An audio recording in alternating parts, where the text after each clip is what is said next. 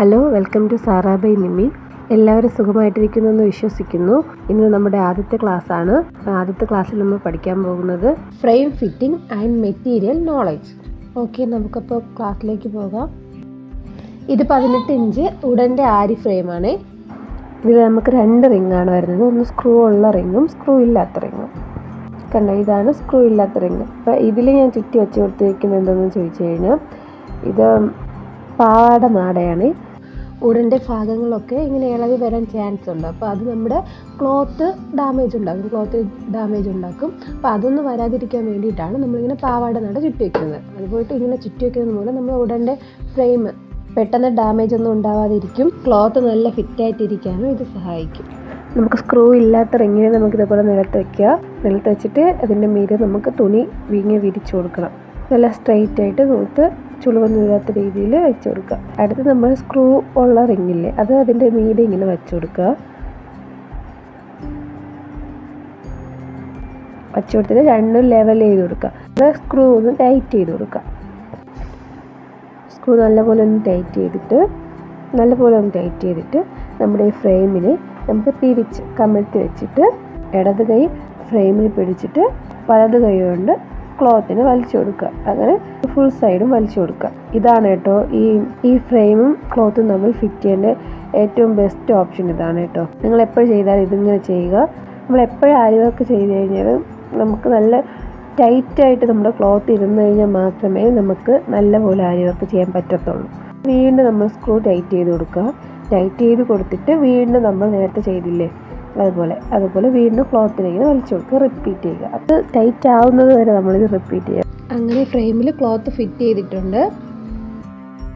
അടുത്ത ആരി സ്റ്റാൻഡാണ്. സ്റ്റാൻഡ് നമ്മൾ ഈ പിക്ചറിൽ കാണുന്നത് പോലെ നമ്മൾ ഇപ്പോൾ ഷോപ്പിൽ ഒത്തിരി അവൈലബിൾ ആണ്. അപ്പോൾ നിങ്ങൾക്ക് കംഫർട്ടബിൾ ആയിട്ടുള്ളത് മേടിക്കും. എൻ്റെ കയ്യിലുള്ളത് ഈ സ്റ്റാൻഡാണ്. ഫിറ്റിങ്സ് ഒന്നും ആഡ് ചെയ്യേണ്ട ആവശ്യമില്ല. ഇത് ഫിറ്റിങ്സ് എല്ലാം ചേർന്നിട്ടുള്ള സ്റ്റാൻഡാണ്. നിങ്ങളുടെ കംഫർട്ടബിലിറ്റി അനുസരിച്ച് നിങ്ങൾക്ക് സ്റ്റാൻഡ് മേടിക്കാവുന്നതാണ്. അടുത്ത് നമുക്ക് നീഡിലിനെ പരിചയപ്പെടാം. അപ്പോൾ ഞാനിപ്പോൾ ലോക്കൽ നീഡിലും തുലിപ്പ് നീഡിലും എടുത്തിട്ടുണ്ട്. ഇത് തുലിപ്പ് നീഡിലിൻ്റെ 14 നമ്പർ നീഡിലാണ്. ഇത് 0.5 mm. ഇത് നമ്മൾ ത്രെഡ് വർക്കിനെല്ലാം യൂസ് ചെയ്യുന്നത്. അടുത്ത് ബീഡ് വർക്കിനാണ് യൂസ് ചെയ്യുന്നത്. തുലിപ്പ് നീഡിലിൻ്റെ 23 നമ്പറാണ്, 0.45 mm. അടുത്തത് നീഡിൽ നമ്പർ 24 ആണ്, 0.4 mm. ഇത് നമ്മൾ സർദോസിക്ക് വേണ്ടിയിട്ടാണ് യൂസ് ചെയ്യുന്നത്. ത്രെഡ് വർക്കിൻ്റെ മാത്രം നീഡിൽ നമ്പർ 14 മാത്രമേ ഞാൻ യൂസ് ചെയ്യാറുള്ളൂ. ബീഡ് വർക്കിന് വേണ്ടിയിട്ട് ലോക്കൽ നീഡിലാണ് ഞാൻ യൂസ് ചെയ്യാറുള്ളത്. അടുത്ത് നമുക്ക് ലോക്കൽ നീഡിൽ പരിചയപ്പെടാം. ലോക്കൽ നീഡിൽ നമ്പറൊന്നുമില്ല. ഈ എഡ്ജ് പാർട്ട് നോക്കിയിട്ടാണ് നമ്മൾ ലോക്കൽ നീഡിൽ തിരഞ്ഞെടുക്കുന്നത്. അടുത്തത് ബീഡിന് വേണ്ടിയുള്ള ലോക്കൽ നീഡിലാണ്. ഇത് ഓൺ ടൈമിൽ ഒത്തിരി ബീഡ് കൊള്ളാൻ കണക്കിലുള്ള നീഡിലാണ്. ഞാനിതാണ് യൂസ് ചെയ്യുന്നത്. നമ്മുടെ തുലിപ്പ് നീഡിൽ 2-3 ബീഡ് മാത്രമേ ഓൺ ടൈം കൊള്ളത്തുള്ളൂ. അപ്പോൾ ഇത് നിങ്ങൾ യൂസ് ചെയ്യുന്നതായിരിക്കും നല്ലത്. ഇത് നോർമൽ നീഡിലാണ്, നമ്മുടെ കൈസൂചി. അപ്പോൾ കൈസൂചിയിൽ നിന്ന് നിങ്ങൾ മേടിച്ച് വയ്ക്കുക. അടുത്തത് നമുക്ക് ത്രെഡുകൾ പരിചയപ്പെടാം. ഇത് നോർമൽ ത്രെഡാണ്. ഇത് നമുക്ക് ഫസ്റ്റ് ചെയിൻ സ്റ്റിച്ച് ചെയ്ത് പഠിക്കാനൊക്കെ ആവശ്യമാണ്. അടുത്തത് സിൽക്ക് ത്രെഡാണ്. സിൽക്ക് ത്രെഡ് പല കളറിലുണ്ട്. അപ്പം നിങ്ങൾക്ക് ഇഷ്ടപ്പെട്ട കളർ നോക്കി മേടിച്ച് വയ്ക്കുക. നമ്മൾ ഡബിൾ ലെയറായിട്ടാണ് യൂസ് ചെയ്യുന്നത്. ഇത് 2 ഇഴ വെച്ചാണ് യൂസ് ചെയ്യുന്നത്. അടുത്തത് നമ്മുടെ സാരി ത്രെഡാണ്. ഇത് ഗോൾഡൻ കളറും പല കളറുണ്ട്, സിൽവർ കളറുണ്ട്, എല്ലാ കളറും അവൈലബിൾ ആണ്. പക്ഷെ നമ്മൾ മോസ്റ്റായിട്ട് യൂസ് ചെയ്യുന്നത് ഗോൾഡൻ കളറാണ്. കയ്യിലൊരെണ്ണം എടുത്ത് വെച്ചേക്കുക. ടേപ്പ് നമുക്ക് ബ്ലൗസിൽ മാർക്ക് ചെയ്യാൻ വേണ്ടി യൂസ് ചെയ്യും. പിന്നെ കട്ടർ, ഇത് നമുക്ക് ഇമ്പോർട്ടൻ്റ് ആയിട്ട് വേണം. പിന്നെ സിസർ, വാട്ടർ മാർക്കിംഗ് പെൻസിലാണ്. ഇത് നമുക്ക് ബ്ലാക്ക് കളറിലും വൈറ്റ് കളറിലും വേണം. നിങ്ങൾ രണ്ടും മേടിച്ച് വയ്ക്കുക. ലൈറ്റ് ആയിട്ടുള്ള കളർ ക്ലോത്തിന് നമ്മൾ ബ്ലാക്കും, ഡാർക്ക് ആയിട്ടുള്ള കളർ ക്ലോത്തിന് വൈറ്റുമാണ് യൂസ് ചെയ്യുന്നത്.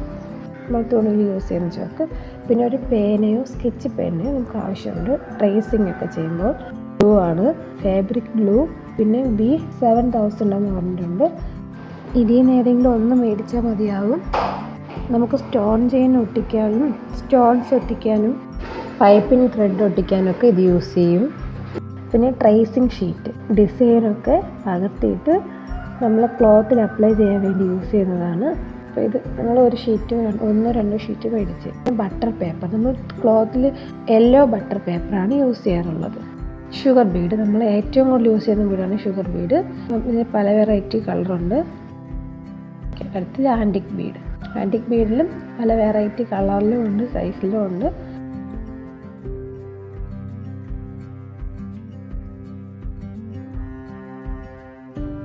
അടുത്തത് കട്ട് ബീഡാണ്, നമ്മുടെ ഫില്ലിങ്സിനൊക്കെ യൂസ് ചെയ്യാറുണ്ട്.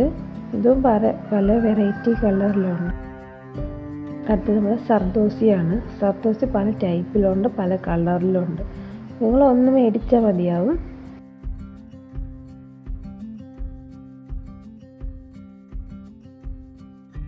അടുത്ത സ്റ്റോൺ പരിചയപ്പെടും. ഇതാണ് കുന്തൻ സ്റ്റോൺ. കുന്തൻ സ്റ്റോൺ പല ഷേപ്പിലും പല നിറത്തിലും പല അളവിലുമാണ്. പിന്നെ സീക്വൻസ് നിങ്ങൾ മേടിക്കുക. സീക്വൻസ് നിങ്ങൾ 2 ടൈപ്പ് ഉണ്ട്. ഒന്ന് ഒരു ഫ്ലവർ പോലെ ഇരിക്കുന്നത്, ഒന്ന് ഫ്ലാറ്റ് ആയിട്ടുള്ളത്, രണ്ടും മേടിക്കുക. പിന്നെ ഇതാണ് സ്റ്റോൺ ചെയിനും 1 മീറ്റർ മേടിച്ച് വയ്ക്കുക. പിന്നെ ക്ലോത്താണ് അതിൻ്റെ ആദ്യം പറയേണ്ടിയിരുന്നത്. ക്ലോത്ത് നമ്മൾ പോപ്ലിൻ ക്ലോത്തോ അല്ലെങ്കിൽ കോട്ടൻ്റെ സോഫ്റ്റ് ആയിട്ടുള്ള ക്ലോത്തോ നമുക്ക് യൂസ് ചെയ്യാം. കോട്ടൻ്റെ ക്ലോത്ത് തന്നെ നമ്മൾ പഠിക്കാൻ വേണ്ടി യൂസ് ചെയ്യണം, എങ്കിലേ നമുക്ക് ഈസി ആയിട്ട് വർക്ക് ചെയ്യാൻ പറ്റത്തുള്ളൂ. അപ്പോൾ നിങ്ങൾ കോട്ടൻ്റെ നല്ല സോഫ്റ്റ് ക്ലോത്ത് നോക്കി തിരഞ്ഞെടുക്കുക. ഇന്നത്തെ ക്ലാസ് നിങ്ങൾക്ക് മനസ്സിലായെന്ന് വിശ്വസിക്കുന്നു. ഓക്കെ, അപ്പോൾ താങ്ക് യു ഫോർ വാച്ചിങ്.